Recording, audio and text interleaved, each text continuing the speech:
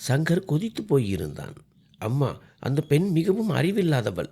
அவள் இன்னும் சிறு குழந்தைகளுடன் சேர்ந்து வீடு கட்டி விளையாடி கொண்டிருக்கிறாள். அவளுக்கும் எனக்கும் திருமணம் செய்து வைக்க நினைக்கிறீர்களா? நீங்கள் என்ன சொல்கிறீர்கள் என்று உங்களுக்கு புரியவில்லையா? இது ஒன்றும் விளையாட்டு அல்ல, என் வாழ்க்கை சம்பந்தப்பட்ட விஷயம். சங்கரின் கர்ச்சனையில் அந்த மாளிகையே அதிர்ந்தது. கோபத்தில் அவன் முகம் சிவந்திருப்பதை பார்த்ததும் அவன் அம்மா சகுந்தலா அமைதியாக சோபாவில் அமர்ந்திருந்தார். சங்கரின் இந்த ஆத்திரம் அவருக்கு புதியதல்ல என்பது போல அவர் இருந்தார். சங்கர் அமைதியின்றி முற்றத்தில் நடக்கத் தொடங்கினான். பிறகு திடீரென நின்று கைகளை இடுப்பில் வைத்தபடி சொன்னான், நான் இப்போதுதான் என் பட்டப்படிப்பை முடித்துவிட்டு தொழிலை கவனித்து வருகிறேன். என் கவனம் முழுவதும் என் எதிர்காலத்திலும் இந்த நிலத்திலும் தான் இருக்கிறது. திருமணத்தின் அர்த்தமே தெரியாத அந்த சிறுமியை நான் எப்படி சமாளிப்பேன்?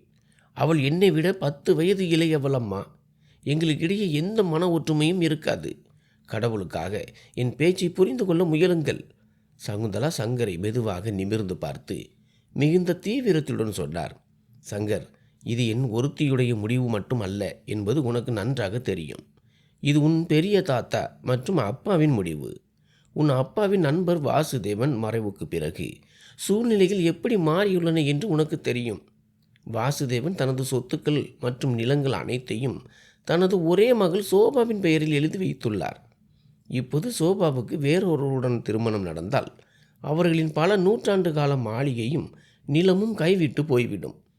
யாரோ தெரியாதவர்கள் அந்த நிலங்களை ஆக்கிரமிக்க வேண்டும் என்று நீ விரும்புகிறாயா? இது உன்னுடைய தாத்தாக்களின் விருப்பம். இந்த நட்பு தலைமுறையாக தொடர்கிறது. இந்த நேரத்தில் அனாதையான சோபாவும் அவள் அம்மா கமலாவும் இந்த உலகில் தனியாக உள்ளனர். தன் மகள் இந்த வீட்டில் பாதுகாப்பாக இருக்க வேண்டும் என்று அவரே விரும்புகிறார். இப்போது நீயே சொல், உன் அத்தையை ஏமாற்றப் போகிறாயா அல்லது உன் அப்பாவின் கௌரவத்தை மண்ணில் மிதிக்கப் போகிறாயா? அதே நேரத்தில் படிக்கட்டுகளில் இருந்து சங்கரின் அப்பா வெண்கட் இறங்கி வருவது தெரிந்தது. அவர் தோற்றத்தில் ஒரு தனி கம்பீரம் இருந்தது. கையில் தடி, முகத்தில் குடும்ப நலனுக்காக எடுக்கப்பட்ட உறுதியான முடிவின் வலிமை தெரிந்தது. அவர் சங்கரை கூப்பிட்டு படிக்கட்டின் கடைசி படியில் நின்று சொன்னார், சங்கர், நான் உன்னை விவாதம் செய்ய அனுமதிக்க முடியாது. சோபா உன் மாமாவின் மகள். சிறு வயதிலிருந்தே உன் கண் முன்னால் வளர்ந்தவள். அவள் அழகானவள், பண்புள்ளவள், எல்லாவற்றிற்கும் மேலாக அந்த மாளிகையின் கௌரவம். அவள் வயதில் சிறியவளா பெரியவளா என்பது பற்றி எனக்கு கவலை இல்லை. நீ அவளை திருமணம் செய்துதான் ஆக வேண்டும். அதுவும் இந்த வாரமே நடக்க வேண்டும். ஏனென்றால் வாசுதேவனின் மாமனார் வீட்டில் சொத்தில் பங்கு கேட்பதற்காக சோபாவுக்கு திருமண வரன் பார்க்க சொல்லி அழுத்தம் கொடுப்பதாக எனக்கு தகவல் கிடைத்துள்ளது. எனவே இந்த ஞாயிற்றுக்கிழமை திருமணம் நடக்கும். கையோடு அவளது விடைபெறுதலும் முடிந்துவிடும். இதுவே என் இறுதி முடிவு. வெண்கட் தன் முடிவை ஒருபோதும் மாற்றிக்கொள்ள மாட்டான் என்பது உனக்கு தெரியும். சங்கர் கையேறு நிலையில் தன் அப்பாவை பார்த்தான். வெண்கட்டின் முடிவை எதிர்த்து பேசுவது சுவற்றில் முட்டிக்கொள்வதற்கு சமம் என்று அவனுக்கு தெரியும். அவன் தன் பற்களை கடித்து கைகளை இறுக பற்றி கொண்டு ஆத்திரத்துடன் சொன்னான், உங்களுக்கு அவர்களுடைய நிலம், சொத்து, கௌரவம் ஆகியவற்றை பற்றி தன் கவலை. என் உணர்வுகளை பற்றியோ அல்லது அந்த அப்பாவி பெண்ணின் வாழ்க்கையை பற்றியோ கவலை இல்லை. சரி, உங்கள் விருப்பம் இதுவென்றால் நான் இந்த திருமணத்தை செய்து கொள்கிறேன். ஆனால் ஒன்றை நினைவில் கொள்ளுங்கள், நீங்கள் ஒரு விவரம் தெரியாத சிறுமியை என்னுடன் பிணைக்கிறீர்கள். அவளுடன் என்னால் ஒருபோதும் சாதாரண வாழ்க்கையை வாழ முடியாது. என் மனைவி எனக்கு மனைவியாக தெரிவதை விட நீங்கள் என் தோளில் வலுக்கட்டாயமாக ஏற்றிய பொறுப்புகளின் சுமையாகவே தெரிவாள். இதை சொல்லிவிட்டு சங்கர் வேகமாக காலை தரைவிரிப்பில் உதறியபடி முற்றத்திலிருந்து வெளியேறினான். அவன் சென்ற பிறகு சகுந்தலா நிம்மதி பெருமூச்சு விட்டார். வெண்கட் தன் மீசையை முறுக்கிவிட்டபடி வேலைக்காரியிடம் தரைவிரிப்பை சரி செய்ய சைகை காட்டினார். மறுபுறம் சோபாவின் மாளிகையில் சூழல் முற்றிலும் வேறாக இருந்தது. சோபா அண்டை வீட்டு பெண்களுடன் கோகோ விளையாடி கொண்டிருந்தாள். அவள் முகத்தில் ஒரு அப்பாவித்தனம் இருந்தது. அவள் தன் வயதை விடவும் சிறியவளாக தெரிந்தாள். அவளுடைய பெரிய கண்களில் எப்போதும் ஆச்சரியமும் குறும்புத்தனமும் நிறைந்திருக்கும். சோபாவின் அம்மா கமலா அருகில் இருந்த திண்ணையில் அமர்ந்து தன் மகளை மிகுந்த பாசத்துடனும் ஆசையுடனும் பார்த்து கொண்டிருந்தார். அவருடைய கண்களில் கண்ணீர் ததும்பி நின்றது. அருகில் இருந்த மாலினி கமலாவின் தோளில் கை வைத்து சொன்னார், கமலா, நீ கவலைப்படாதே. சங்கர் கொஞ்சம் முன்கோபக்காரன்தான். ஆனால் அவன் இதயம் மிகவும் மென்மையானது. அவன் சோபாவை மிகவும் சந்தோஷமாக வைத்துக் கொள்வான். அவளை தன் கண்ணின் இமை போல பாதுகாப்பான் பாரு. நான் சங்கரிடம் பேசி சம்மதிக்க வைத்து விட்டேன். அவன் திருமணத்திற்கு தயாராகி விட்டான். கமலா தன் சேலை தலைப்பால் கண்ணீரை துடைத்து கொண்டு தழுதழுத்த குரலில் சொன்னார். அண்ணி, எனக்கு சங்கர் மேல் முழு நம்பிக்கை இருக்கிறது. என் கணவரின் மறைவுக்கு பிறகு என் அப்பாவி பெண்ணின் கதி என்னவாகுமோ என்று நான் ஒவ்வொரு கணமும் பயந்து கொண்டிருந்தேன். அவளுக்கு இந்த உலகத்தை பற்றி எதுவுமே தெரியாது. நல்லது கெட்டது என்னவென்று கூட அவளுக்கு தெரியாது. மற்றவர்களை பற்றி என்ன சொல்ல? கழுகுகளைப் போல என் சொத்தின் மீது கண் வைத்திருக்கிறார்கள். வெங்கட் அவர்கள் இந்த முடிவை எடுக்கவில்லை என்றால் நான் செத்தே போயிருப்பேன். சோபா அதிர்ஷ்டசாலி. அவளுக்கு சங்கர் போன்ற பலமான கணவன் கிடைத்திருக்கிறான். ஆனால் அவனுக்கு அவளை பிடிக்குமா என்பதுதான் என் பயம். என் மகள் இன்னும் விவரம் தெரியாதவள். அவளுக்கு உறவுகளை பற்றிய புரிதல் கூட இல்லை. சோபா தன் அம்மா அழுவதை பார்த்ததும் விளையாட்டை பாதியில் விட்டுவிட்டு அம்மாவிடம் ஓடி வந்து கட்டி கொண்டு, அம்மா, இன்று ஏன் மறுபடியும் அழுகிறீர்கள்? நான் இனி உங்களை தொந்தரவு செய்ய மாட்டேன் என்று சொன்னேன் அல்லவா? நான் இனி தினமும் சரியான நேரத்திற்கு தூங்கி விடுவேன். நீங்கள் ஏன் அழுகிறீர்கள்? சொல்லுங்கள். அத்தை உங்களை ஏதாவது சொன்னாரா என்று கேட்டாள். சோபாவின் பேச்சை கேட்டு மாலினி புன்னகைத்தார்.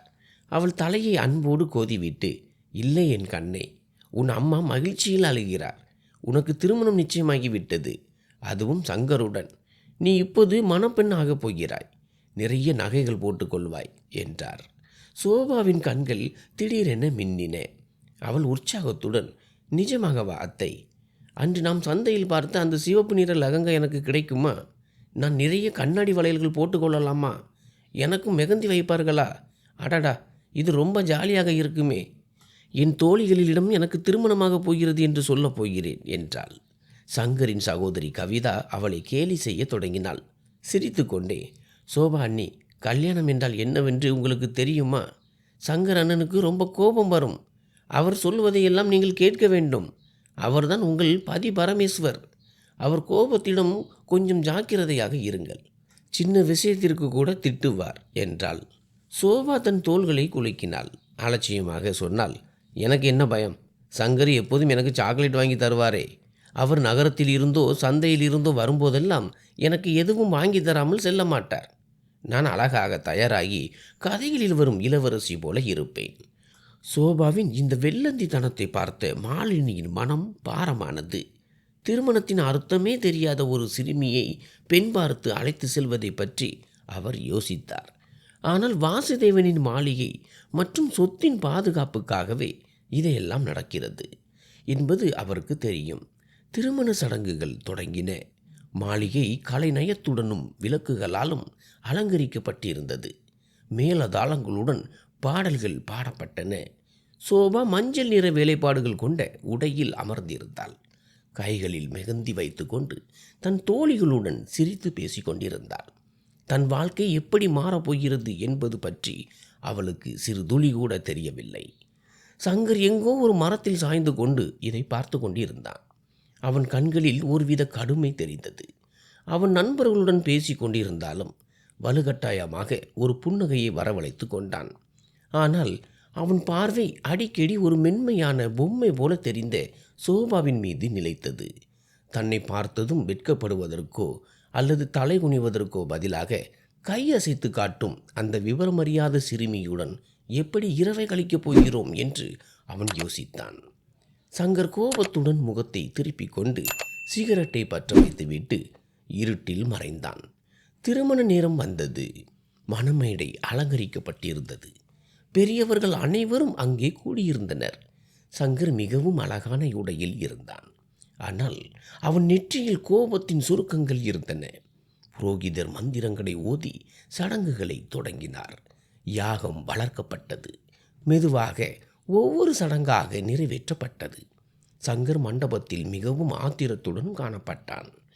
ஆனால் அவன் மனைவி சோபாவோ மிகவும் அழகாகவும் மிகுந்த உற்சாகத்துடனும் இருந்தாள். திருமணத்திற்கு பிறகு தன் வாழ்க்கை எவ்வளவு மாறப்போகிறது என்பது அவளுக்கு தெரியவே இல்லை. மணமேடையை சுற்றி வரும் சடங்கிற்காக புரோகிதர் எழச் சொன்னதும் அவள் துள்ளி எழுந்து நின்றாள். சடங்குகளை முடிப்பதில் அவளுக்கு அவ்வளவு குதூகலம்.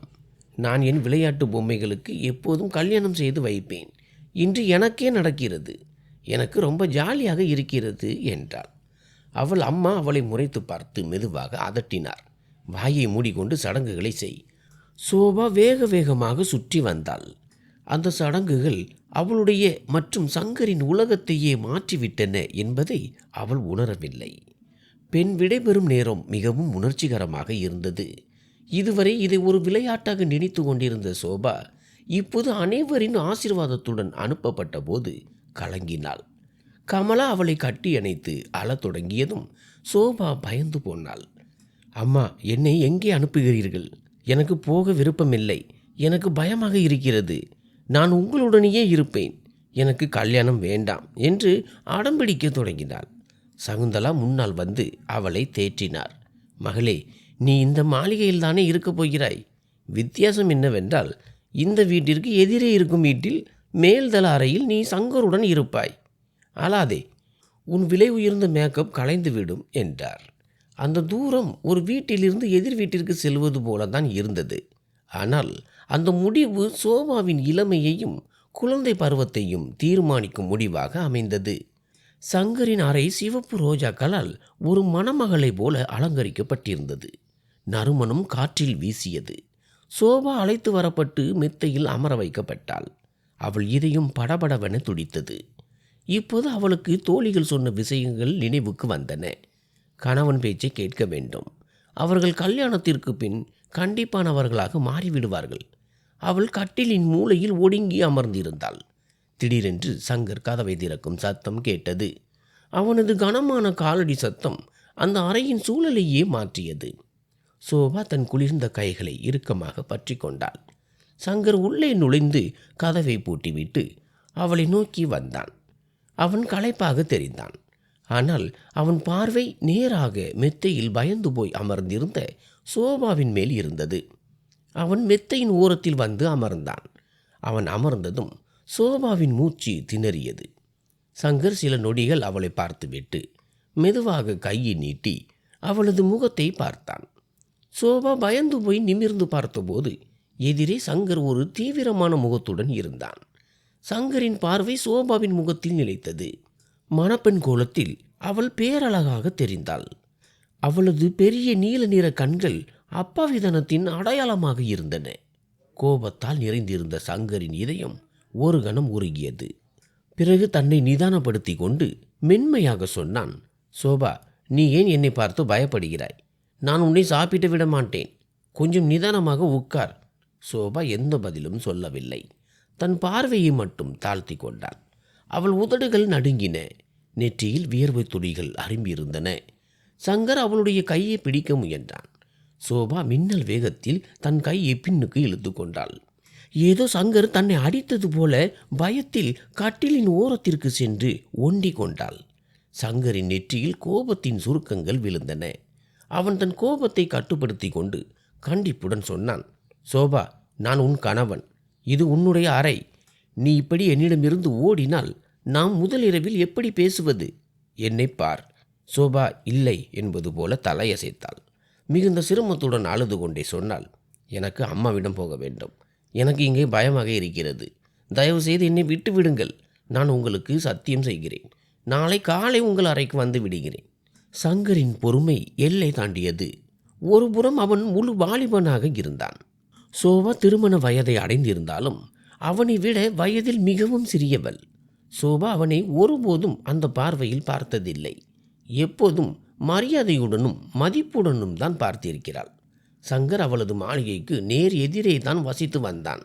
அவர்கள் அண்டை வீட்டார். அவர்களின் நட்பு இப்போது உறவாக மாறியிருக்கிறது. ஆனால் இந்த திருமணத்தை சோபா மிகுந்த பயத்துடனேயே பார்த்தாள். அவளுடைய தோழிகள் அனைவரும் அவளை விட சிறியவர்கள். திருமணத்தை பற்றிய எந்த எண்ணமும் அவள் மனதில் இதுவரை தோன்றியதில்லை. அதை பற்றி அவளுக்கு எதுவும் தெரியாது. அதன் காரணமாகவே இன்று அவள் மிகவும் பயந்தாள். ஏற்கனவே இந்த பொருத்தமற்ற திருமணத்தில் விருப்பம் இல்லாமல் இருந்த சங்கருக்கு சோபாவின் இந்த நடத்தை மேலும் ஆத்திரம் ஊட்டியது. அவன் மிகுந்த கோபத்துடன் சோபாவின் கையை பிடித்து தன் பக்கம் இழுத்தான். சோபா லேசாக அலறினாள். சங்கர் தன் கண்களில் ஒருவித கடுமையுடனும் பற்களை கடித்தபடியும் சொன்னான். இனி நீ இந்த அறையை விட்டு வெளியே போக முடியாது. நீ என் மனைவி. இந்த உண்மை இனி எப்போதும் மாறாது. அதனால் இந்த பிள்ளைத்தனமான வேலைகளை விட்டுவிட்டு ஒரு மனைவியை போல நடந்து கொள். எனக்கு அழுது வடியும் பெண்களை பிடிக்காது. உனக்கு புரிகிறதா? சங்கரின் இந்த திடீர் மாற்றத்தையும் வார்த்தைகளையும் கேட்டு சோபா முற்றிலும் மிரண்டு போனாள். அவள் கண்களில் இருந்து கண்ணீர் துளிகள் அவளுடைய விலை உயர்ந்த திருமண உடையில் விழுந்தன. என்னை விட்டுவிடுங்கள் சங்கர். எனக்கு மிகவும் வலிக்கிறது. நான் ஒன்றும் செய்ய மாட்டேன். தயவு செய்து என்னை அடித்து விடாதீர்கள். சங்கர் அவளுடைய கண்களில் தெரிந்த பயத்தை பார்த்ததும் அவனுக்கு தன் அத்துமீறல் புரிந்தது. ஏதோ ஒரு அப்பாவி பறவையை நசுக்குவது போல அவனுக்கு தோன்றியது. அவன் சட்டென்று அவள் கையை விட்டுவிட்டு மெத்தையை விட்டு எழுந்து நின்றான். ஆத்திரத்தில் அறைக்குள் அங்கும் இங்கும் நடக்கத் தொடங்கினான். இது என்ன மாதிரியான திருமணம்? இது என்ன கட்டாயம் என்று தன் உதடுகளுக்குள் முணுமுணுத்தான். பிறகு அவன் சோபாவை பார்த்தான். அவள் இப்போது முழங்கால்களுக்குள் தலை புதைத்து விக்கி விக்கி அழுது கொண்டிருந்தாள். இந்த அழுகையை நிறுத்து என்று சங்கர் உரத்த குரலில் சொன்னான். அதை கேட்டு சோபா இன்னும் பயந்து போய் மௌனமானார். சங்கர் அலமாரியிலிருந்து தன் கம்பளியை எடுத்து சோபாவின் மீது வீசினான். அவன் திரும்பி சோபாவிடம் மிகுந்த கோபத்துடன் சொன்னான். கேள் சோபா, நான் ஒன்றும் உன்னிடம் வலுக்கட்டாயமாக நடந்து கொள்ளும் மிருகம் அல்ல. போய் உடையை மாற்றிக்கொண்டு தூங்கு. இனி உன் அழுகுரல் என் காதில் விழுந்தால் ஜாக்கிரதை. பிறகு சங்கர் விளக்கை அணைத்துவிட்டு சோபாவில் படுத்து ஒரு புறமாக திரும்பி கொண்டான். அறையில் இருள் சூழ்ந்தது. ஆனால் சோபா அதே மெத்தை ஓரத்தில் அமர்ந்து இரவு முழுவதும் விழித்திருந்தாள். அவள் கண்களில் தூக்கத்திற்கு பதில் பயம் மட்டுமே இருந்தது. சங்கரை எப்படி சந்தோஷப்படுத்துவது அல்லது அவரிடமிருந்து எப்படி தப்பிப்பது என்று அவளுக்கு புரியவில்லை. மறுநாள் காலை சங்கர் கண் விழித்த போது சோபா இன்னும் அதே கனமான திருமண உடையில் விழித்திருப்பதை பார்த்தான். அவள் முகத்தில் சோர்வு, காய்ந்து போன கண்ணீரின் தழும்புகள் தெரிந்தன. கலைந்த கூந்தல், வாடிய முகம். இதை பார்த்ததும் சங்கருக்கு அவள் மேல் பரிதாபமும் வந்தது. தன் தலையெழுத்தின் மீது கோபமும் வந்தது. அவன் அமைதியாக எழுந்து முகம் கழுவ சென்றான். அவன் திரும்பி வந்தபோது சோபா விழித்திருந்தாள். அவன் துண்டால் தலைமுடியை துடைப்பதை பார்த்து பதற்றத்துடன் எழுந்து நின்றாள். சங்கர் அவளை பொருட்படுத்தவில்லை. கண்ணாடி முன் நின்று தலைவாரத் தொடங்கினான்.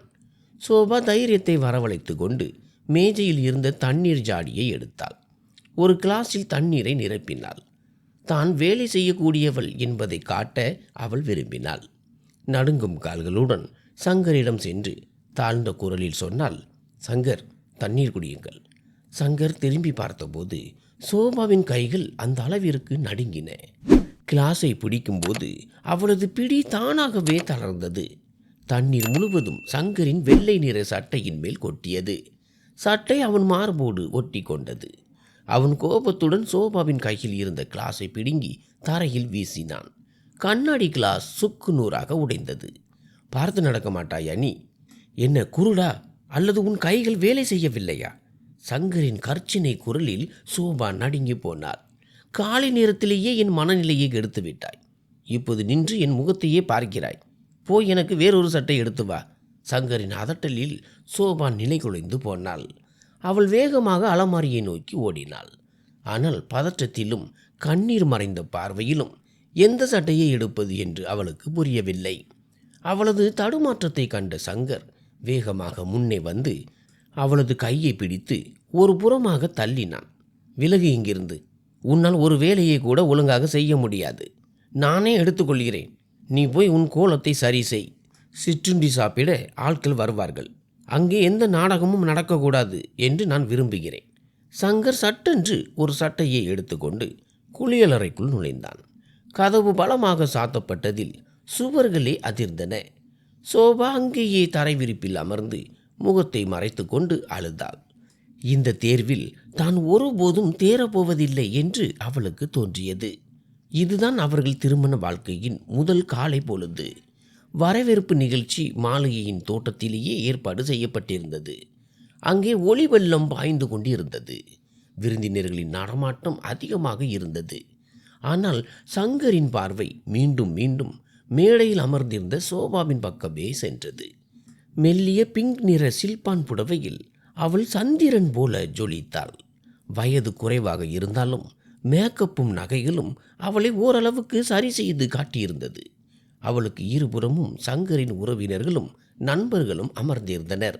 வெண்கட்டை விட வயதில் இளைய நண்பரான பல்ராம் அவ்வப்போது சங்கரையும் அவ்வப்போது சோபாவின் பதற்றத்தையும் கவனித்து கொண்டிருந்தார். பல்ராம் தொழிலின் நிமித்தம் பெரும்பாலும் வெளியூரிலேயே இருப்பவர். ஆனால் திருமணத்திற்காக தன் குடும்பத்துடன் வந்திருந்தார். அஞ்சனா சோபாவின் காதில் மெதுவாக சொன்னாள், சோபா, சங்கர் போன்ற அழகான கணவன் கிடைக்க நீ எவ்வளவு கொடுத்து வைத்திருக்க வேண்டும். அவர் ஒரு மாடல் பெண்ணை தான் திருமணம் செய்வார் என்று நாங்கள் நினைத்தோம். அவரை நன்றாக கவனித்துக்கொள். அவர் கொஞ்சம் முன்கோபக்காரர் தான், ஆனால் அன்பும் அதே அளவிற்கு இருக்கும். சோபா பயத்துடன் அவளை பார்த்தாள். அஞ்சனாவின் பேச்சில் ஒளிந்திருந்த பொறாமை அவளுக்கு புரிந்தது. அவளுக்கு நேற்றிரவு தன்னை துரத்திய சங்கரின் அந்த கடுமையான பார்வைதான் நினைவுக்கு வந்தது. சங்கர் மேடைக்கு வந்ததும் சோபாவின் மூச்சு நின்றது. அன்று அவன் மிக சிறந்த வேலைப்பாடுகள் கொண்ட சர்வாணி அணிந்திருந்தான். அவன் பார்க்க மிகவும் வசீகரமாக இருந்தான். புகைப்பட கலைஞர் அவர்களை நெருங்கி அமருமாறு சொன்னபோது சங்கர் அவளை தன்னருகே இழுத்து கொண்டான். சங்கர் குனிந்து சோபாவின் காதில் அழகாக தொங்கிக் கொண்டிருந்த தங்க தோட்டுக்கு அருகில் மெதுவாக சொன்னான், கொஞ்சம் சிரி சோபா, இந்த கூட்டமே நம்மைத்தான் பார்த்து கொண்டிருக்கிறது. புகைப்படத்திலாவது நாம் கணவன் மனைவி என்று தெரிய வேண்டாமா? சோபா சிரமப்பட்டு தன் உதடுகளில் ஒரு புன்னகையை வரவழைத்தாள். ஆனால் அவள் கண்களில் இருந்த பயம் கேமராவின் கண்களுக்கு தப்பவில்லை. அவளது பயத்தை போக்க வேண்டும் என்று சங்கர் மனதிற்குள் உறுதி பூண்டான். இறுதியில் அவள் அவன் மனைவி, அவனது புனிதமான உறவு. அவனால் எவ்வளவு காலம் அவளிடமிருந்து தள்ளி இருக்க முடியும்? விழா முடிந்த பிறகு இருவரும் அறைக்கு சென்றபோது இரவு வெகு நேரம் ஆகியிருந்தது. சோபா சோர்வினால் சோர்ந்து போயிருந்தாள். கண்ணாடி முன் நின்று நகைகளை கலற்றி கொண்டிருந்தாள்.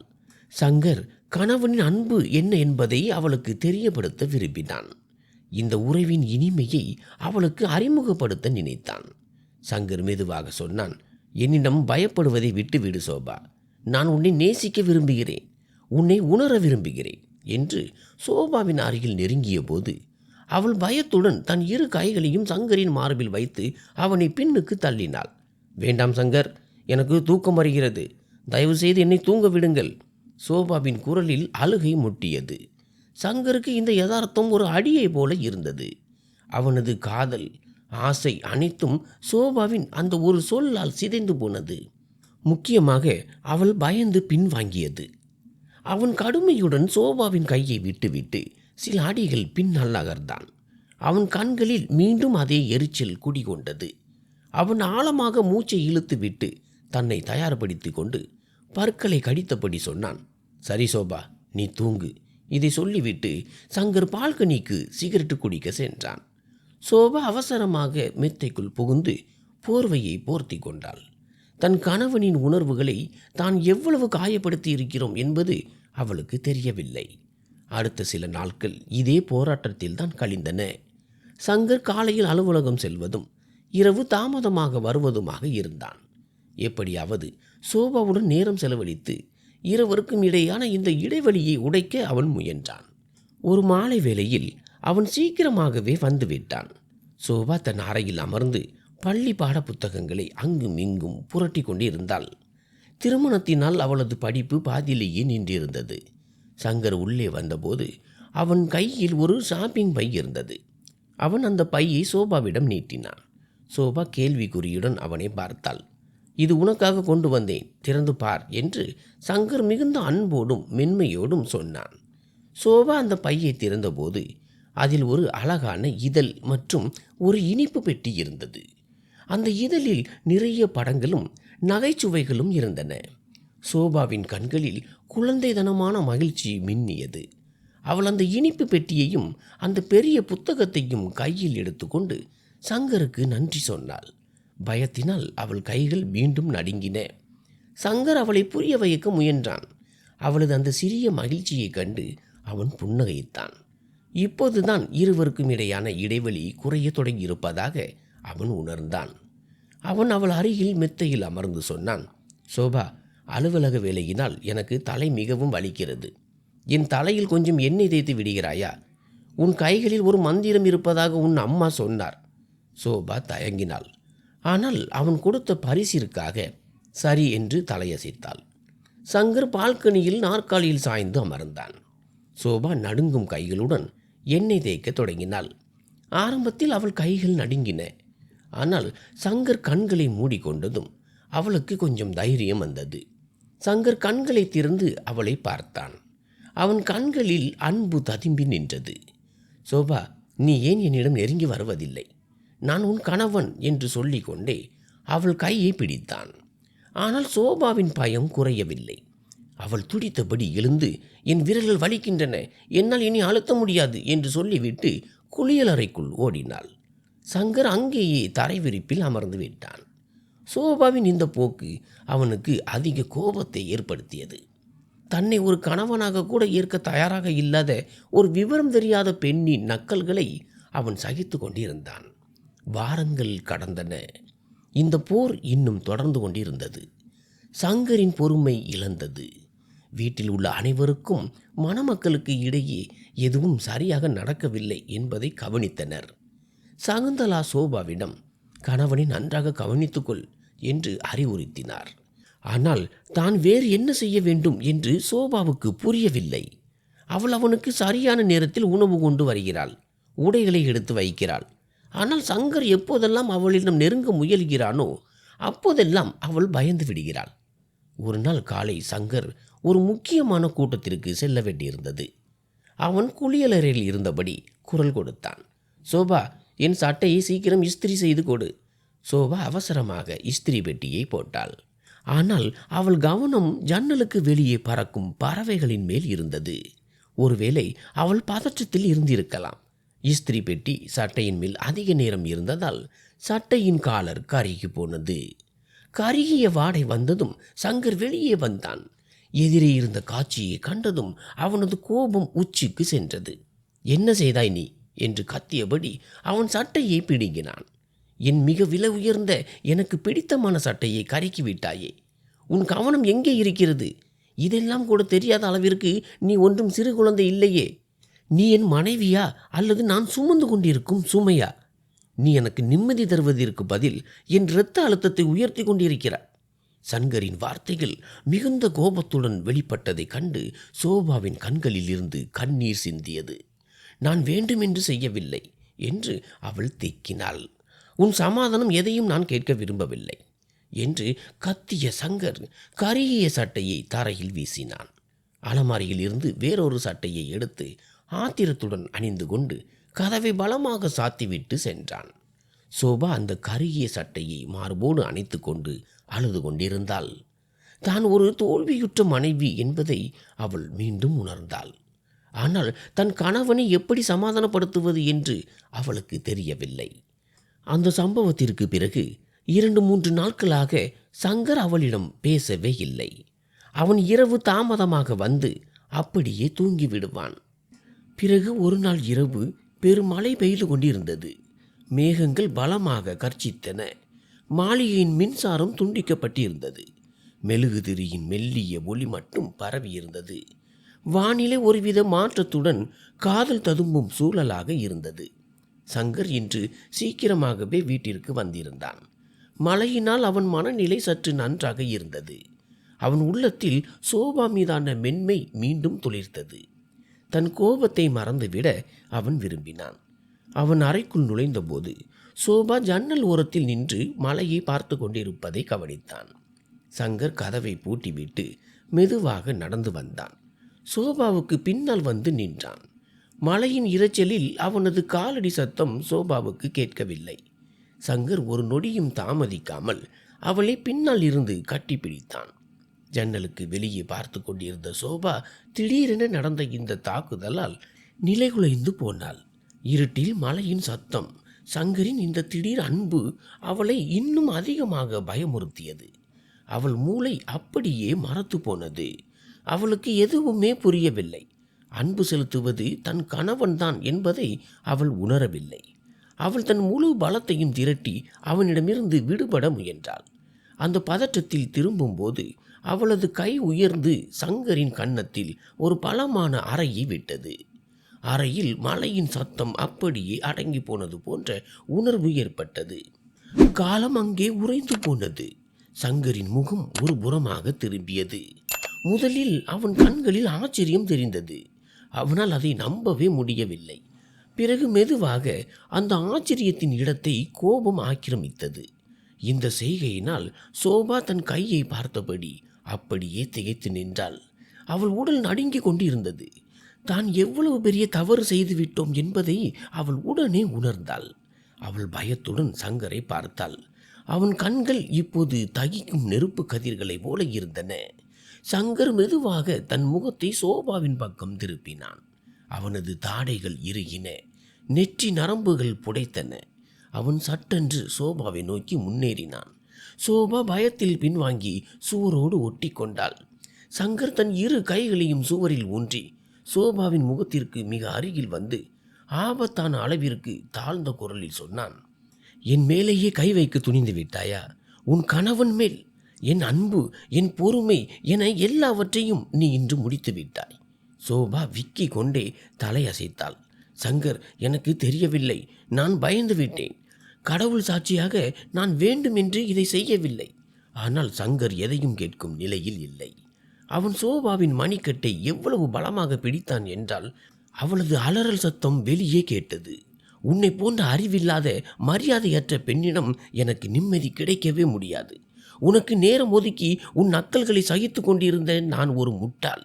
உன்னை நேசிப்பதற்கோ அல்லது உனக்கு மரியாதை கொடுப்பதற்கோ நீ தகுதியற்றவள் என்பதை இன்று நிரூபித்து விட்டாய். இனிமேல் நான் உன் அருகிலேயே வரமாட்டேன். சங்கர் அவளை தூக்கி எறிந்தான். சோபா நிலைதடுமாறி தரை விரிப்பில் விழுந்தாள். சங்கர் அவளை ஆத்திரத்துடன் ஒரு முறை பார்த்துவிட்டு புயலை போல அறையை விட்டு வெளியேறினான். சோபா தரையிலேயே விழுந்து கதறி அழத் தொடங்கினாள். தரை விரிப்பில் குப்புற விழுந்து விக்கி விக்கி அழுதாள். இன்று தன் கணவனை எப்போதும் போல இழந்து விட்டோம் என்பதை அவள் உணர்ந்தாள். அந்த இரவிற்கு பிறகு சங்கர் தன் படுக்கையை மட்டுமல்ல, தன் வலியையும் மாற்றிக்கொண்டான். அந்த அறை அவன் கன்னத்தில் மட்டும் விழவில்லை, அவனது கௌரவம், பெருமை மற்றும் அன்பின் மீதும் விழுந்தது. அது அவனை ஒரு கல்லாக மாற்றியது. அடுத்த சில வாரங்கள் அந்த மாளிகையில் ஒருவித மௌனமும் மூச்சு திணறலும் நிலவியது. சங்கர் இப்போது இரவு மிக தாமதமாக வீட்டிற்கு வந்து நேராக விருந்தினர் அறைக்கு சென்று விடுவான். சோபாவின் முகத்தை பார்க்கும் எண்ணம் கூட அவனுக்கு இல்லை.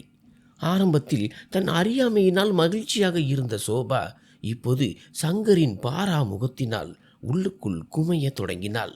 தன் கணவனை, தன் தெய்வத்தை ஆத்திரப்படுத்திவிட்டோம் என்பதை அவள் இப்போது ஆழமாக உணர்ந்தாள். வீட்டு வேலைக்காரிகள் முதல் சகுந்தலா மற்றும் கமலா வரை அனைவரும் அவர்களுக்கு இடையே இருக்கும் இறுக்கத்தை உணர்ந்தனர். ஆனால் சங்கரின் கோபம் யாரையும் அவனிடம் பேசவிடவில்லை. ஒவ்வொரு நாளும் ஒரு நம்பிக்கையுடன் சோபா காலை உணவு மேஜையில் அமருவாள். இன்று சங்கர் தன்னிடம் பேசுவான் என்று நினைப்பாள். ஆனால் சங்கர் வருவான், அமைதியாக உணவை முடிப்பான், அவளை ஏறெடுத்தும் பார்க்காமல் எழுந்து சென்று விடுவான். இந்த அலட்சியம் அவள் அறைந்த அந்த அறையை விட சோபாவுக்கு அதிக வலியை தந்தது. மாளிகையில் இருந்தும் கூட சங்கரின் கண்களுக்கு தான் மறைந்து விட்டதாக அவள் உணரத் தொடங்கினாள். ஒரு மாலை வேளையில் சோபா துணிச்சலை வரவழைத்து கொண்டு விருந்தினர் அறைக்கு டீ எடுத்து சென்றாள். சங்கர் லேப்டாப்பில் ஏதோ வேலை செய்து கொண்டிருந்தான். காலடி சத்தம் கேட்டு அவன் நிமிர்ந்து பார்த்தான். சோபாவை கண்டதும் அவன் நெற்றியில் கோபத்தின் சுருக்கங்கள் விழுந்தன. சோபா நடுங்கும் கைகளுடன் டீயை மேஜை மேல் வைத்தாள். மிகுந்த சிரமத்துடன் பேசினாள். சங்கர், எவ்வளவு காலம் என்மேல் கோபமாக இருப்பீர்கள்? என்னிடம் தவறு நடந்துவிட்டது. நான் பயந்து விட்டேன். தயவு செய்து என்னை மன்னித்து விடுங்கள். நீங்கள் ஏன் அறைக்கு வருவதில்லை? சங்கர் லேப்டாப்பை பலமாக மூடிவிட்டு குளிர்ந்த வார்த்தைகளில் சொன்னான். என் அறைக்குள் வர உனக்கு யார் அனுமதி கொடுத்தது?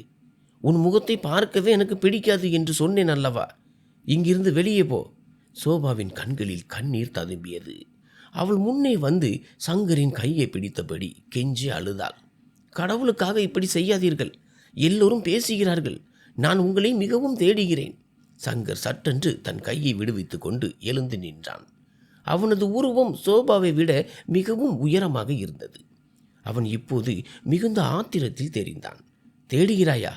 சங்கர் கோபத்தில் சிரித்து கொண்டே சொன்னான்.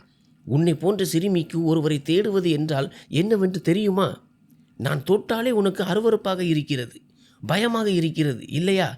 பிறகு ஏன் இங்கே வந்தாய்? இங்கிருந்து போ, இல்லை என்றால் நான் இந்த வீட்டை விட்டே போய்விடுவேன். சோபா மிரண்டு போனாள். சங்கர் ஆத்திரத்தில் மேஜையில் இருந்த பூந்தொட்டியை எடுத்து சுவரில் வீசினான். அது சுக்கு நூறாக உடைந்தது, அவளது இதயத்தை போலவே.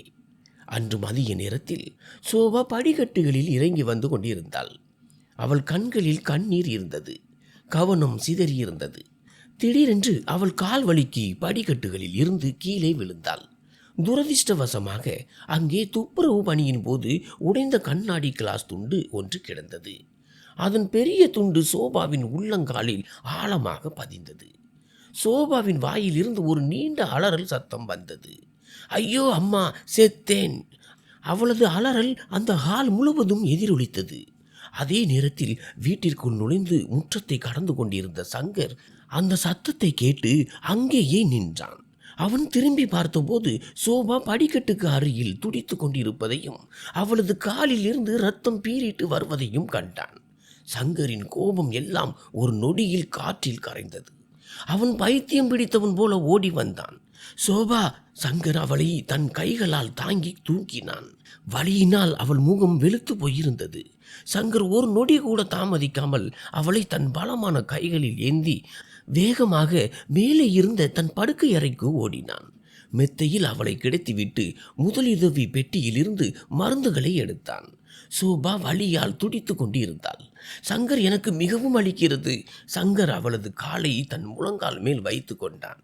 மிகவும் மென்மையாக சொன்னான், தைரியமாக இரு, நான் இப்போதே இந்த கண்ணாடி துண்டை எடுத்து விடுவேன். ஒன்றும் ஆகாது என் உயிரே, நீ என்னை மட்டும் பார். சங்கர் சிமிட்டியால் கண்ணாடி துண்டை பிடித்து இழுத்த போது சோபா வலியால் சங்கரின் தோள்களை இறுக்க பற்றி கொண்டாள். ரத்தம் இன்னும் வேகமாக வழிந்தது. சங்கர் உடனே பஞ்சு மற்றும் மருந்துகளை வைத்து கட்டு போட தொடங்கினான். அவனது கண்களில் சோபாவுக்காக தவிப்பும் மிகுந்த அக்கறையும் தெரிந்தது. அவன் அவளிடம் தொடர்ந்து பேசிக்கொண்டே இருந்தான்.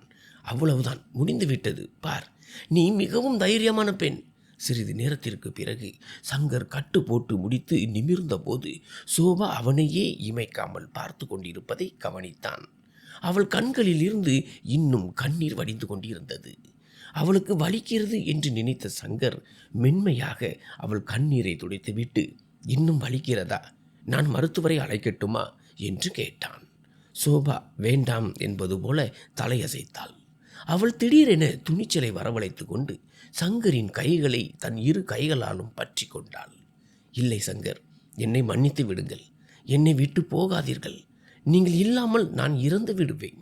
சோபாவின் வார்த்தைகள் உண்மையானதாகவும் வலி நிறைந்ததாகவும் இருந்ததால் சங்கரின் மனதில் இருந்து எஞ்சிய கோபமும் உருகியது. அவன் ஒரு கணம் செயலற்று அவளை பார்த்தான். அவன் கண்களில் சோபா மீதான காதல் தெரிந்தது. ஆனால் அடுத்த கணமே அவனது கௌரவம் குறுக்கே நின்றது. அவன் இறங்கி வர நினைத்தாலும் தன்னை தடுத்து கொண்டான். தான் இவ்வளவு சீக்கிரம் சம்மதித்து விட்டால் சோபா தனக்கு மதிப்பும் மரியாதையும் தரமாட்டாள் என்று அவன் நினைத்தான். அவன் மெதுவாக சோபாவின் பிடியில் இருந்து தன் கையை விடுவித்து கொண்டு எழுந்து நின்றான். உனக்கு ஓய்வு தேவை, தூங்கு. அவன் திரும்பி அறையை விட்டு வெளியேறினான். ஆனால் செல்லும்போது அவனது காலடிகள் கனமாக இருந்தன. அவன் மீண்டும் மீண்டும் திரும்பி சோபாவை பார்க்க விரும்பினான். பல வாரங்களாக காணாமல் போயிருந்த அந்த பாசத்தையும் அக்கறையையும் சங்கரின் கண்களில் சோபா கண்டுவிட்டாள். அவள் இனி அழப்போவதில்லை என்றும் தன் உரிமைக்காக போராடப் போவதாகவும் முடிவு செய்தாள். அவள் தன் நெருங்கிய தோழி அஞ்சனாவிடம் போனில் பேசி கணவனை எப்படி சமாதானப்படுத்துவது என்று கேட்டாள்.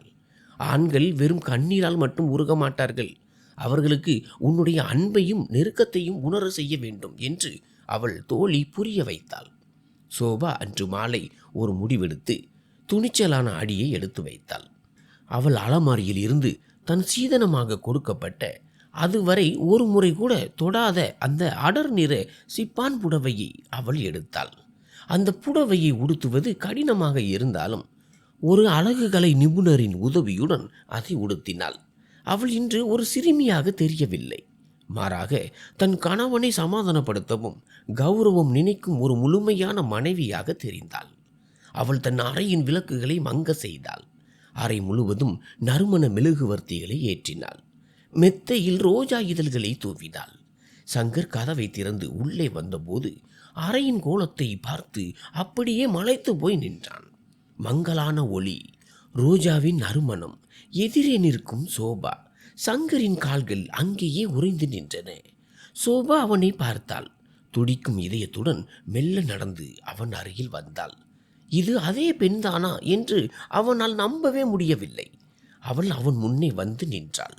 அவள் கண்களில் இப்போது பயம் இல்லை, மாறாக அன்பின் ஒரு விசித்திரமான முயற்சி இருந்தது. சங்கர் ஏதோ கேட்க நினைத்தான். இதெல்லாம் என்ன என்று கேட்க நினைத்த அவனது வார்த்தைகள் தொண்டையிலேயே சிக்கி கொண்டன. சோபா தைரியத்தை வரவழைத்து தன் கையை நீட்டினாள். இப்போது கேள்விகள் வேண்டாம் சங்கர். சோபா நிமிர்ந்து சங்கரின் கண்களை உற்று பார்த்தபடி மெதுவாக சொன்னாள். நான் என் தவறுக்காக மன்னிப்பு கேட்க விரும்புகிறேன். உங்களை சமாதானப்படுத்த விரும்புகிறேன். இன்னமும் என் மேல் கோபமாகவே இருப்பீர்களா? சங்கர், சோபா நீ என்ன செய்கிறாய் என்று உனக்கு தெரியுமா? இது ஒன்றும் விளையாட்டு அல்ல. சோபா அவனது கண்களை நேருக்கு நேராக பார்த்து மிகுந்த நம்பிக்கையுடன் சொன்னாள். இது விளையாட்டு அல்ல சங்கர். இது என் காதல், என் உரிமை, உங்கள் உரிமையும் கூட. நான் உங்கள் மனைவி. அன்று இரவு அவள் தன்னை முழுமையாக சங்கரிடம் ஒப்படைத்தாள். மறுநாள் காலை சூரிய கதிர்கள் அறைக்குள் நுழைந்தபோது அங்கே சூழல் முற்றிலும் மாறியிருந்தது. சங்கர், நீ இப்போது என் ஆன்மாவிற்குள்ளேயே நுழைந்து விட்டாய் என்றான். சோபா புன்னகைத்தாள். அவர்கள் இருவருக்கும் இடையே இப்போது எந்த சுவரும் பாக்கி இல்லை. வாழ்க்கையின் ஒரு புதிய நறுமணம் மிக்க தொடக்கம் ஆரம்பித்திருந்தது. சங்கர் அவளை கல்லூரிக்கு அழைத்து செல்வதாகவும் ஷாப்பிங் கூட்டி செல்வதாகவும் வாக்குறுதி அளித்தான். காலை உணவு மேஜையில் இருவரும் சிரித்து பேசிக்கொள்வதையும் ஒருவரை ஒருவர் காதலுடன் பார்ப்பதையும் கண்ட குடும்பத்தினர் நிம்மதி பெருமூச்சு விட்டனர். அந்த மாளிகையின் பொலிவு இன்னும் அதிகமானது. அவர்களின் உலகமே மாறிப்போய் இருந்தது. ஒரு காலத்தில் கோபமும் வெறுப்பும் நிறைந்திருந்த அந்த அறை இப்போது எப்போதும் காதலும் கொஞ்சல்களும் நிறைந்த இடமாக மாறியிருந்தது.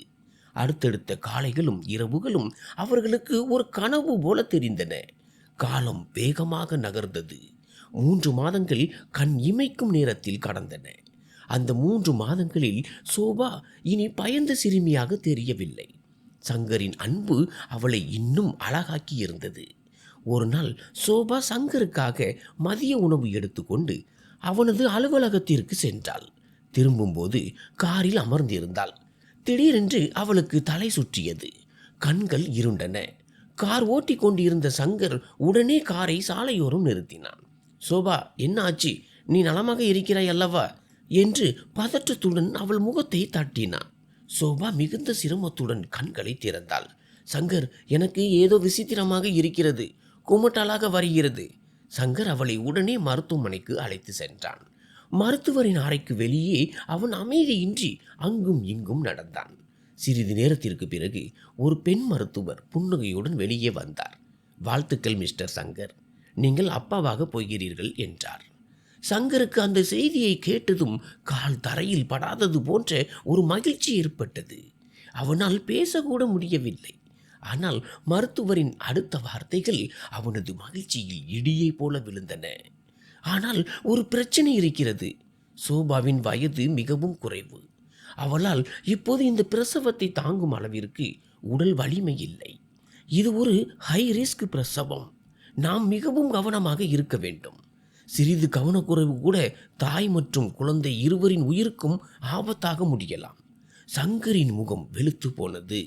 அவன் அறைக்குள் சென்றபோது சோபா மெத்தையில் அமர்ந்திருந்தாள். அவளுக்கு இன்னும் இந்த செய்தி தெரிந்திருக்கவில்லை. சங்கர் ஓடி சென்று அவளை கட்டி அணைத்து கொண்டான். அவன் கண்களில் கண்ணீர் ததும்பியது. சோபா, நீ எனக்கு மிகப்பெரிய மகிழ்ச்சியை தரப்போகிறாய். ஆனால் நான் பயப்படுகிறேன்.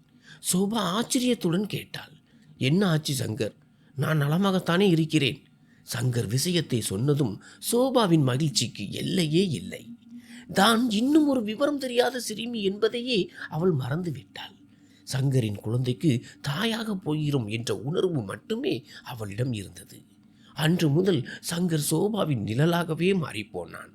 அவளது நடை, உடை, உணவு என அனைத்தையும் தன் கண்காணிப்பிற்கு கீழே கொண்டு வந்தான். அவளுக்கு தன் கையாலேயே உணவூட்டினான். இரவில் அடிக்கடி எழுந்து அவள் நலமாக இருக்கிறாளா என்று பார்த்து கொள்வான். மாதங்கள் செல்ல செல்ல சோபாவின் உடல்நிலை மோசமடைந்தது. அவள் உடல் பலவீனமானது. வயிற்றின் பாரம் அவளை வாட்டியது. 7ஆம் மாதத்தில் அவளது கால்களில் அதிக வீக்கம் ஏற்பட்டது. ஒரு நாள் இரவு 10 மணிக்கு அவள் வலியால் அலறினாள். சங்கர் பதறி போய் எழுந்தான். அவளது முதுகுக்கு பின்னால் தலையணையை வைத்து அவளது கால்களை தன் மடியில் கிடத்தி பிடித்து விடத் தொடங்கினான். சோபா தடுத்தாள். சங்கர், வேண்டாம், நீங்கள் சோர்ந்து விடுவீர்கள், காலையில் அலுவலகம் செல்ல வேண்டுமே. சங்கர் அதை கேட்கவில்லை. மென்மையாக அவளது பாதங்களை வருடிவிட்டான். உன்னை நிம்மதியாக பார்ப்பதுதான் என் சோர்வை நீக்கும் மருந்து. சோபா, நீ எனக்காகவும் என் குழந்தைக்காகவும் இவ்வளவு பாரத்தை சுமைக்கிறாய். உனக்காக என்னால் இதை கூட செய்ய முடியாதா என்று சொல்லி குனிந்து அவளது கால்களில் முத்தமிட்டான். சோபாவின் கண்களில் கண்ணீர் பெருகியது. அவள் சங்கரின் கையை பிடித்து தன் வயிற்றின் மேல் வைத்தாள். பாருங்கள் சங்கர், குழந்தை உதைக்கிறான். சங்கர் அதை உணர்ந்த போது அவன் முகத்தில் ஒரு குழந்தையை போன்ற புன்னகை மலர்ந்தது. அவன் தன் கையை அவள் வயிற்றின் மேல் வைத்து மெதுவாக சொன்னான், ஏய் குட்டி சுட்டி, உன் அம்மாவை தொந்தரவு செய்யாதே, இல்லை என்றால் வெளியே வந்ததும் என்னிடம் அடி வாங்குவாய். சோபா சிரித்து கொண்டே சங்கரின் கூந்தலை வருடினாள். திடீரென்று அவள் முகம் மாறியது. அவள் சங்கரின் முகத்தை தன் கைகளால் ஏந்தி, சங்கர், எனக்கு ஏதாவது ஆகிவிட்டால் என்று கேட்டாள். சங்கர் உடனே அவள் வாயை மூடினான். இனிமேல் இப்படி பேசினால் ஜாக்கிரதை, நீ எங்கும் போகப் போவதில்லை. நாம் இருவரும் சேர்ந்துதான் இந்த குழந்தையை வளர்க்கப் போகிறோம். நீதான் என் உயிர். உயிர் இல்லாமல் ஒரு மனிதன் எப்படி வாழ முடியும்? ஆனால் சோபாவின் கண்களில் ஒரு இனம் புரியாத பயம் இருந்தது. அது சங்கரின் ஆறுதலாலும் மறையவில்லை. சங்கர் தன் அன்பு மரணத்தை கூட வென்றுவிடும் என்ற நம்பிக்கையை அவளுக்கு தர அவன் விரும்பினான். 9 மாத கடினமான பயணம் முடிந்தது. ஒரு புயல் வீசிய நள்ளிரவில் சோபாவுக்கு திடீரென கடுமையான வலி ஏற்பட்டது. அவளது அலறல் சத்தம் வீடு முழுவதும் எதிரொலித்தது.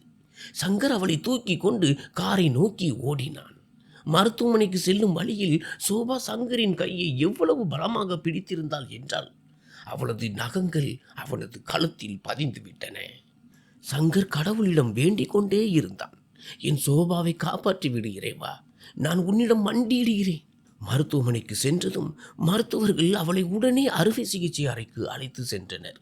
செல்லும்போது மருத்துவர் சங்கரிடம் சொன்னார், மிஸ்டர் சங்கர், நிலைமை மிகவும் மோசமாக உள்ளது. இரத்த அழுத்தம் அதிகமாக இருக்கிறது. தாய் அல்லது குழந்தை, இதில் ஒருவரை மட்டும்தான் எங்களால் காப்பாற்ற முடியும். சங்கர் மருத்துவரின் சட்டையை பிடித்தான். எனக்கு என் மனைவிதான் வேண்டும், எனக்கு குழந்தை வேண்டாம். என் சோபாவுக்கு ஏதாவது நேர்ந்தால் இந்த மருத்துவமனையை தீயிட்டு கொளுத்தி விடுவேன். எனக்கு என் சோபா எந்த சூழலிலும் உயிரோடு வேண்டும். மருத்துவர் அவன் கையை விலக்கிவிட்டு உள்ளே சென்றார். சங்கர் வெளியே ஒரு பைத்தியத்தை போல அங்கும் இங்கும் நடந்தான். ஒவ்வொரு நொடியும் ஒரு பயங்கரமான அச்சம் சூழ்ந்திருந்தது. உள்ளே இருந்து இயந்திரங்களின் சத்தம் கேட்டது. சுமார் 2 மணி நேரத்திற்கு பிறகு ஒரு நர்ஸ் வெளியே வந்தார். அவர் கைகளில் ஒரு சிறு உயிர் அசைந்து கொண்டிருந்தது. வாழ்த்துக்கள், உங்களுக்கு பெண் குழந்தை பிறந்துள்ளது என்றார். சங்கர் அந்த குழந்தையை திரும்பி பார்க்க கூட இல்லை. அவன் நேராக நர்ஸிடம் ஓடினான். சோபா எப்படி இருக்கிறாள்? அவள் நலமாக இருக்கிறாளா? நர்ஸ் மிகுந்த பாரத்துடன் தலை குனிந்தார். சார், நோயாளி மிகவும் கவலைக்கிடமாக இருக்கிறார். அவர் கோப நிலைக்கு சென்று விட்டார். ரத்தம் அதிகமாக வெளியேறிவிட்டது. சங்கருக்கு வானமே தன் தலைமையில் விழுந்தது போன்ற உணர்வு ஏற்பட்டது. தன் மகளின் அழுகுரல் கூட அவன் காதில் விழவில்லை. அவன் காதுகளில் கோமா என்ற வார்த்தை மட்டுமே எதிரொலித்தது. பிரசவத்தின் போது ஏற்பட்ட வலியை சோபாவால் தாங்கிக் கொள்ள முடியவில்லை. அடுத்த 24 மணி நேரம் மிகவும் இக்கட்டானது என்று மருத்துவர்கள் கூறினர். சங்கர் பிடிவாதம் பிடித்து சோபாவை வீட்டிற்கு அழைத்து செல்ல விரும்பினான். மருத்துவர்கள் எவ்வளவோ எடுத்து சொல்லியும் அவன் கேட்கவில்லை. சங்கரின் தீவிரத்தை கண்ட அவர்கள் உயிர் காக்கும் கருவிகளுடன் சோபாவை வீட்டிற்கு அழைத்து செல்ல அனுமதித்தனர். அவளுடன் 2 நர்சுகளையும் பணிக்கு அமர்த்தினர். வீட்டில் அவர்களின் காதல் மலர்ந்த அதே அறையில் சோபா வைக்கப்பட்டாள். அவள் மெத்தையில் ஒரு உயிரற்ற பொம்மை போல கிடந்தாள். அவள் முகம் வெளுத்து போயிருந்தது. முகத்தில் ஆக்சிஜன் கவசம், கைகளில் மருந்துகள் ஏற்றப்பட்டிருந்தன. திரையில் அவளது இதய துடிப்பு மிக மெல்லிய கோடுகளாக ஓடிக்கொண்டிருந்தது. சங்கர் நாள் முழுவதும் அவள் அருகிலேயே அமர்ந்திருப்பான். அவளது கைகளை பிடித்து கொண்டு அவளிடம் பேசிக்கொண்டே இருப்பான். எழுந்திரு சோபா, பார், நான் தோற்றுவிடுவேன் என்று அழுது கொண்டே அவளது உள்ளங்கையில் முத்தமிடுவான். குழந்தையை கமலாவும் சகுந்தலாவும் கவனித்து கொண்டனர். சங்கர் எப்போதெல்லாம் குழந்தையை பார்க்கிறானோ அப்போதெல்லாம் அவனுக்கு கோபம் வந்தது. அந்த குழந்தையால் தானே சோபாவுக்கு இந்த நிலை ஏற்பட்டது என்று அவன் நினைத்தான். நள்ளிரவு நேரம். நர்ஸ் பக்கத்து அறையில் ஓய்வெடுத்து கொண்டிருந்தனர். சங்கர் நாற்காலியில் அமர்ந்தபடியே உறங்கிக் கொண்டிருந்தான். திடீரென்று குழந்தையின் அழுகுரல் கேட்டது. ஒருவேளை பசியாக இருக்கலாம். சங்கர் எரிச்சலுடன் பார்த்தான். அங்கே யாரும் இல்லை.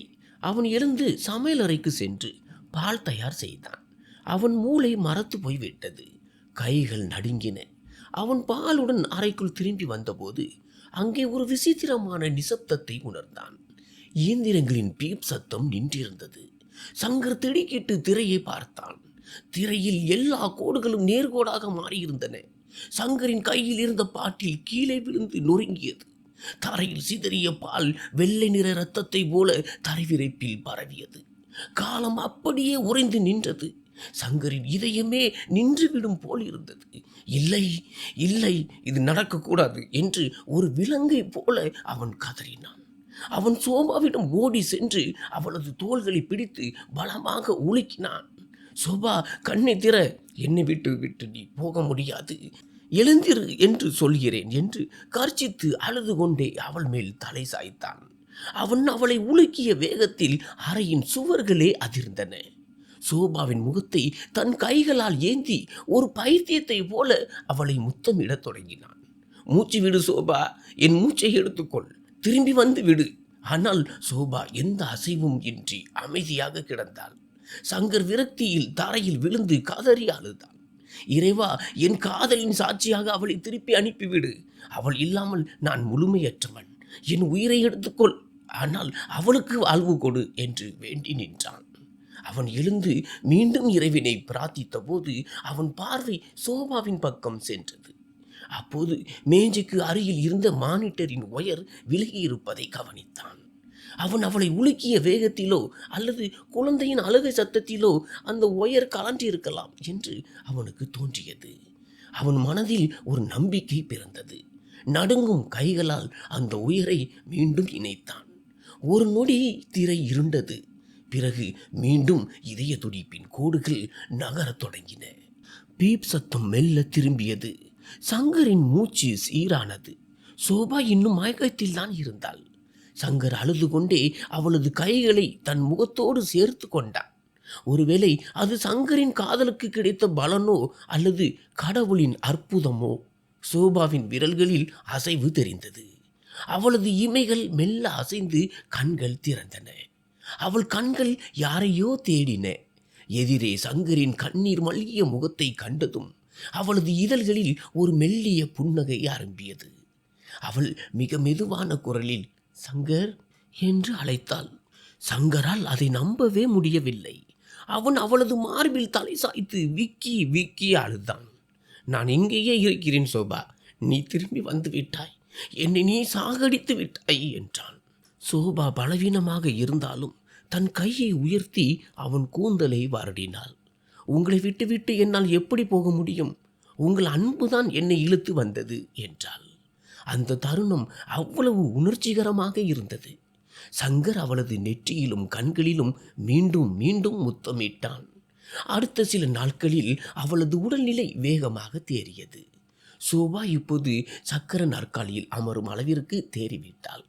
ஒரு அழகான மாலை பொழுதில் சங்கர் அவளை தோட்டத்திற்கு அழைத்து வந்தான். பூக்கள் பூத்து குலுங்கின. சங்கரின் மடியில் அவர்களின் 1 மாத குட்டி தேவதை இருந்தாள். சங்கர் அந்த குழந்தையை சோபாவின் மடியில் கொடுத்தான். இவள் அப்படியே உன்னை போலவே இருக்கிறாள், உன்னை போலவே செல்லம் பிடிப்பவள் என்றான். சோபா குழந்தையை அணைத்து கொண்டாள். சங்கர் இருவரையும் தன் கைகளுக்குள் அரவணைத்து கொண்டான். இதுதான் என் முழு உலகம் என்று அவன் திருப்தியுடன் சொன்னான். அன்று இரவு சோபா மெத்தையில் படுத்திருந்தாள். குழந்தை தொட்டிலில் உறங்கிக் கொண்டிருந்தது. சங்கர் அறைக்குள் வந்து கதவை பூட்டிவிட்டு சோபாவின் அருகில் படுத்தான். சோபா அவன் மேல் தலை சாய்த்து அவனது இதய துடிப்பை கேட்டாள். சங்கர் அவளது முகத்தை உயர்த்தி அவளது கண்களை பார்த்தான். சோபா, உன்னுடன் இருக்கும் இந்த வாழ்க்கை மிகவும் அழகானது. நீதான் என் நிம்மதி என்றான். சோபா புன்னகைத்து அவன் இதழ்களில் விரல் வைத்து தடுத்தாள். பிறகு அந்த விரலை எடுத்து தன் இதயத்தின் மேல் வைத்தாள். அது ஒரு உணர்ச்சிகரமான தருணம். அதில் இறைவனுக்கு நன்றி சொல்லும் பிரார்த்தனை கலந்திருந்தது. சங்கர் அவளிடம், நீ என்னை முழுமையாக்கி விட்டாய் என்று சொன்னான். அந்த அறையில் காதல் கொண்ட இரு இதயங்கள் ஒன்றாயின. அவர்களின் காதல் எல்லா சோதனைகளையும் வென்று ஒரு நிம்மதியான வாழ்க்கையாக மாறியிருந்தது. அங்கே காதலின் ஒரு புதிய வாழ்க்கை தொடங்கியது. நன்றி.